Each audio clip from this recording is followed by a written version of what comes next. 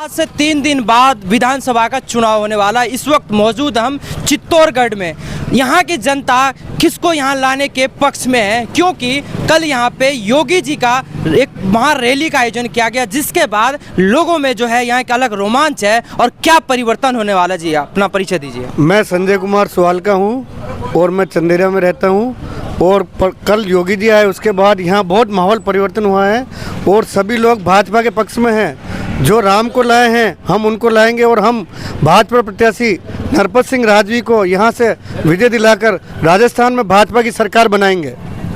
देखिए, यहाँ 3 लोगों के बीच मुकाबला है। पिछला प्रत्याशी भी आपका भाजपा का ही था, ऐसे में कैसे आप वोट पा पाएंगे, इसको ये बताइए। देखो, पहले जो प्रत्याशी था वही भाजपा का था, तो उसको जो भी काम किया तो भाजपा ने किया है। वो भाजपा के नाम से जीते थे, कोई पर्सनल नाम से नहीं जीते थे। उनको पार्टी का सिंबल मिला था, इसलिए उनको पार्टी के लोगों ने उनको वोट दिया था, तब जीते थे। अब पार्टी उनके साथ नहीं है।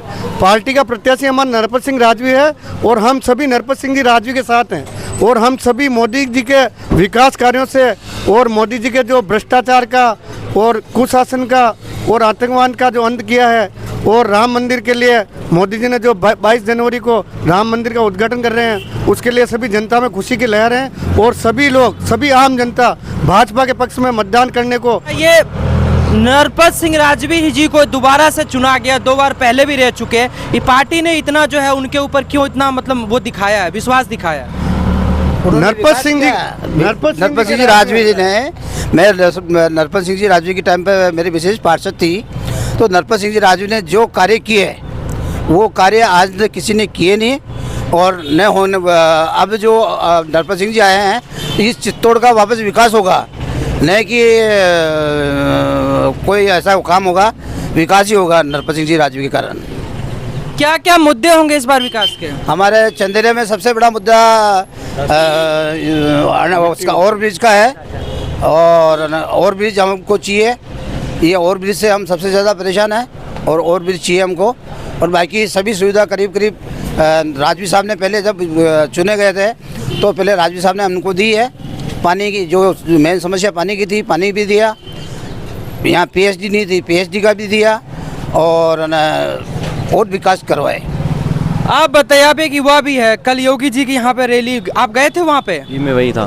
क्या क्या आप उन्होंने कहा, क्या होने वाला उनके आने से, यहाँ के राजनीतिक में क्या परिवर्तन होगा? यहाँ का यही परिवर्तन है कि यहाँ से राजीव साहब हजारों वोटों से जीत जाएंगे और सभी युवाओं में जोश भर के गए हैं कि युवाओं को बोला है कि आप ही यहाँ की देश हित में काम करने वाले और दिशा तय करने वाले हैं। तो उन्होंने युवाओं को जोश भरकर और देश हित में आगे बढ़ने के लिए बोला है उन्होंने। बुलडोजर बाबा जहाँ जाते हैं तो वहाँ के कहते हैं माफिया में खौफ में आ जाता है।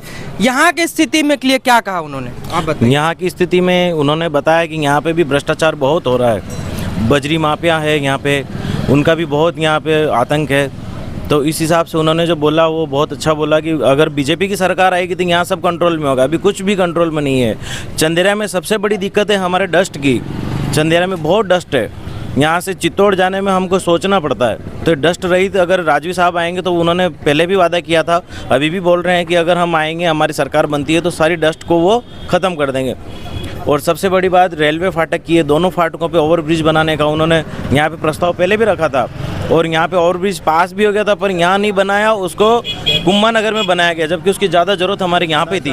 देखिए, एक युवा भी आप, क्या रोजगार का मुद्दा मैं नहीं रखता आपके लिए? बिल्कुल रोजगार का मुद्दा। आज हमारा हिंदुस्तान जिंक में और बिरला सीमेंट में लोकल लोगों को नहीं ले रहे। करीबन 10 साल की सरकार में यहाँ के कोई लोकल लोग वहाँ पे नौकरी के लिए जूझ रहे हैं। तो हमारे राजवी साहब आएंगे तो यहाँ के लोकल युवाओं को वहाँ रोजगार मिलाएंगे, तो रोजगार की उन्नति होगी।